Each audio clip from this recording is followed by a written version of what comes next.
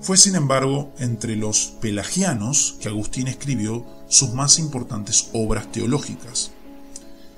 Pelagio era un monje de origen británico que se había hecho famoso por su austeridad. Para él, la vida cristiana consistía en un esfuerzo constante mediante el cual uno vencía sus pecados y lograba la salvación. Pelagio afirmaba, al igual que Agustín, que Dios nos ha hecho libres y que el mal tiene su origen en la voluntad, tanto la del diablo como la de los seres humanos. Según él veía las cosas, esto quería decir que el ser humano tiene siempre el poder necesario para sobreponerse al pecado. Lo contrario sería excusar el pecado. Frente a esto, Agustín recordaba su experiencia de los años cuando al mismo tiempo quería hacerse cristiano y no lo quería.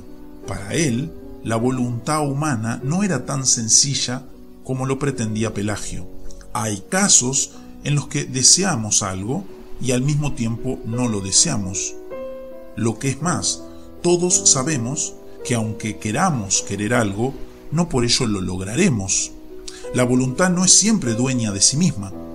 Según Agustín, el pecado es una realidad tan poderosa que se posesiona de nuestras voluntades y mientras estamos en pecado, no nos es posible querer, de veras querer, librarnos de él. Lo que más podemos lograr es una lucha entre el querer y el no querer, que solo sirve para mostrarnos la impotencia de nuestra voluntad frente a ella misma. El pecador no puede querer sino el pecado. Esto no quiere decir, sin embargo, que toda libertad haya desaparecido. El pecador sigue siendo libre para escoger entre varias alternativas, pero la alternativa que no puede escoger por sí mismo es la de dejar de pecar. Como dice Agustín, antes de la caída teníamos libertad para no pecar y para pecar, pero después de la caída y antes de la redención, la única libertad que nos queda es la de pecar. Cuando somos redimidos, lo que sucede es que la gracia de Dios obra en nosotros, llevándonos del miserable estado en que nos hallábamos a un nuevo estado en el que queda reinstaurada nuestra libertad, tanto para pecar como para no pecar. Por fin, en el cielo, solo tendremos libertad para no pecar. Como en el caso anterior, esto no quiere decir que no tendremos libertad alguna. Al contrario, en la vida celestial continuarán ofreciéndosenos diversas alternativas, pero ninguna de ellas será pecado. Volviendo entonces al momento de la conversión, ¿cómo podemos hacer la decisión de aceptar la gracia? Según Agustín, solo por obra de la gracia misma. En consecuencia, la conversión no tiene lugar por iniciativa del ser humano, sino por iniciativa de la gracia divina. Esa gracia es irresistible y Dios se la da a quienes ha predestinado para ello. Y aquí Agustín cita a San Pablo. Frente a todo esto, Pelagio afirmaba que cada uno de nosotros viene al mundo completamente libre para pecar o para no pecar. No hay tal cosa como el pecado original, ni una corrupción de la naturaleza humana que nos obligue a caer.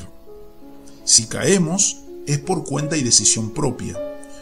Los niños no tienen pecado alguno hasta que ellos mismos, individualmente, deciden pecar. A Pelagio y sus seguidores les parecía que tales doctrinas excusaban el pecado, pues si decimos que el ser humano caído no tiene libertad sino para pecar, en realidad estamos dándole permiso para pecar y diciéndole que no tiene que esforzarse para no pecar. Lo que hay que señalar, sin embargo, es que Agustín sí creía que el cristiano, por gracia, tiene la capacidad de hacer el bien y que por tanto tiene la obligación de hacerlo. Son los inconversos, los que viven todavía fuera de la gracia de Dios, quienes no pueden sino pecar y pecar. La controversia duró varios años y los pelagianos fueron condenados. Según quienes les condenaron, y fue la mayor parte de la iglesia, los niños sí tienen pecado y necesitan ser bautizados. Pero esto no quiere decir que las doctrinas de Agustín fueran aceptadas por la mayor parte de la iglesia. Su aseveración de la corrupción humana, del pecado original y de la necesidad de la gracia sí fue aceptada, pero sus doctrinas de la gracia irresistible y de la predestinación encontraron pocos adeptos hasta la época de la Reforma Protestante en el siglo XVI. En toda esta controversia había una cuestión mucho más profunda, que a menudo pasa inadvertida. De lo que se trataba era de una psicología en extremo simplista por parte de Pelagio, frente a una gran habilidad introspectiva por parte de Agustín. Agustín sabía por experiencia propia que la voluntad humana era mucho más compleja de lo que pretendía Pelagio, y una vez tomado ese punto de partida, su lógica inflexible le llevó a las doctrinas de la gracia irresistible y de la predestinación. Como veremos en otros audios, Martín Lutero, tras experiencias semejantes a la de Agustín, llegó a conclusiones parecidas. Dos grandes obras de Agustín merecen atención especial. La primera de ellas es sus Confesiones.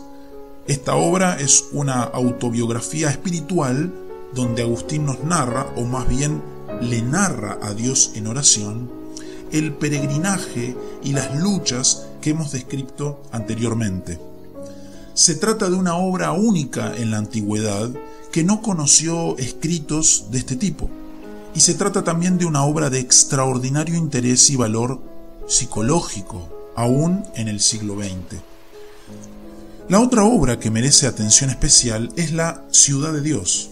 Su motivo fue la caída de Roma en el año 410. Como vimos en el caso de Jerónimo, el mundo se conmovió ante ese acontecimiento, puesto que todavía había un fuerte número de paganos en diversas regiones del imperio. No faltaron quienes dijeron que la razón por la que Roma había caído era que se había dedicado al cristianismo y había abandonado los viejos dioses que le habían hecho grande. Frente a tales acusaciones, Agustín escribió La Ciudad de Dios, una verdadera enciclopedia histórica en la que dice que hay dos ciudades, cada cual fundada sobre un amor. La ciudad de Dios está fundada sobre el amor de Dios. La ciudad terrena está fundada sobre el amor a sí mismo. En la historia humana, estas dos ciudades aparecen continuamente mezcladas, pero a pesar de ello existen entre ambas una oposición inevitable y una guerra sin cuartel. A la postre, solo permanecerá la ciudad de Dios. Pero entre tanto, aparecen en la historia humana reinos y naciones, fundados sobre el amor de sí mismo, que son expresiones de la ciudad terrena. Todos estos reinos y naciones tienen que sucumbir y desaparecer hasta que llegue el fin, cuando solo subsista la ciudad de Dios. En el caso particular de Roma y su imperio, Dios les permitió crecer como lo hicieron para que sirvieran de medio para la propagación del Evangelio. Pero ahora que esa función se ha cumplido, Dios ha hecho que Roma siga el destino de todos los reinos humanos, recibiendo el justo castigo por sus pecados y por su egoísmo. Agustín fue el último sobreviviente de la era de los gigantes. Cuando murió, los vándalos se encontraban a las puertas de la ciudad de Hipona, anunciando una nueva edad. Por tanto, la obra de Agustín fue como el canto de cisne de una edad que moría. A pesar de ello, su obra no quedó olvidada entre los escombros de la civilización que se derrumbaba. Agustín fue el maestro por excelencia de la nueva era.